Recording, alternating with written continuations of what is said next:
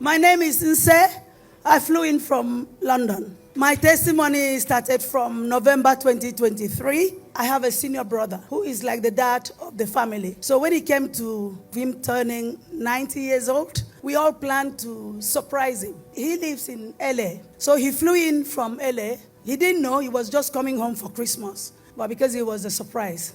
On his way coming, devil struck. My brother went to ease himself, came back, and slumped. And they called for medical people inside the plane 5 hours before touching down.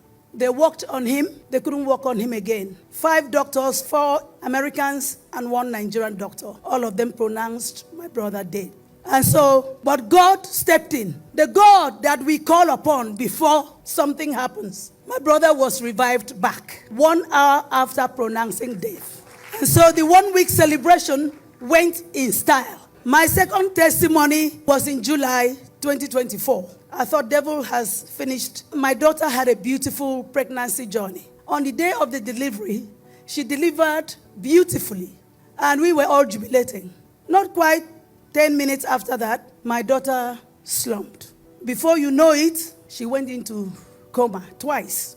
Medical team worked. I'm a medical professional. They worked on her. But God showed up. On that day, while the labor was going on in one room, NSPPD was blasting in another room. Then Jehovah Father came through. My daughter came back to life. Nothing missing, nothing broken. Because I said to God, I am a glam mother.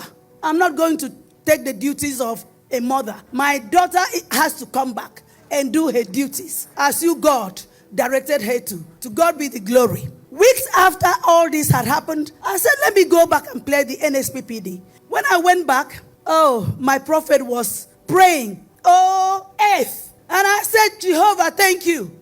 Word had already gone ahead before the devil showed up its ugly face. To God be the glory. Mother and son are doing beautifully well. 8th of September last year, I'm sitting down watching church online. Second service, there was a woman that came to give a testimony about her 9-year-old daughter she took for normal medical checkup. And while carrying out dental checkup, it was found out that something was not right. Just from that diagnosis to a child being in coma. And then the next, when they finished that prayers, the testimony, she requested for man of God to pray for them. As man of God stood up, I am in London watching church online, but as man of God stood up and walked to go and pray, I went into a trance. It's almost like the man of God was walking straight to me and telling me, what are you doing keeping quiet? Things are running, things are not working. All this attack, don't you know you're the keeper of this family? I stood up from where I was sitting watching church online. I started praying. I went mad in the spirit. I prayed room by room, went down, called. My daughter heard me coming down.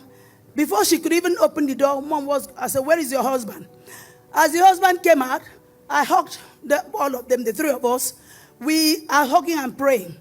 When I finished praying, I left them. They were still hugging and praying. 2 seconds after I stepped out, my daughter is screaming the place down. I rushed back. I thought it was my son, my glam son. I rushed back. When I rushed back, he said, Mom, my husband is dead. I said, what do you mean? I've just finished praying and hugging you. Where is he? My son-in-law has slumped on the floor. I turned around, sat him up, asked my daughter, get 999. I sat down and I started doing Jehovah CPR, which is oh, I will not bury and I will not take the bodies of my loved ones. Oh, it will never happen. But before the ambulance crew arrived, God had already woken my son-in-law up. You thought that would have been the end. Now, since I came back from my brother's party, January 2024, I'm a businesswoman. Nothing worked. My business closed. People are canceling contract. The government is canceling contract. I couldn't understand what is going on. But I knew it wasn't I knew that the devil was not done. But God has the final say. Everything stopped. No money into my business. No nothing, no nothing. Then I remember one day, my prophet was preaching one day. And he said, if you're doing this and doing that, if it's not working, change the direction. Change what you're doing. Look for something else. Look for something else to do. I decided to retrain. I'm already a practitioner, but I decided to go back and retrain for something completely new. When I finished, I thought, okay, Satan, come now. I said, where are the clients? Clients were not coming. I said, it's a lie. Anyway, I called a Roy. Pastor said, when the storm comes, don't shake. I did not shake. I call on a Roy. I stay on the altar. The word is coming. I am receiving it. Then, when we finished from that NSPPD, that morning, I went to one of my clients that I used to do business for some years back. And they were happy to see me. Oh, we haven't seen you. What are you doing now? I brought out my business card and gave to them. And they said, oh, we've been looking for you.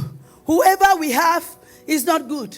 We're getting rid of him. It's you we want. And then, you don't have no patient. You don't have no clients. Then you move from no clients, 0 clients, to 77 clients. Oh!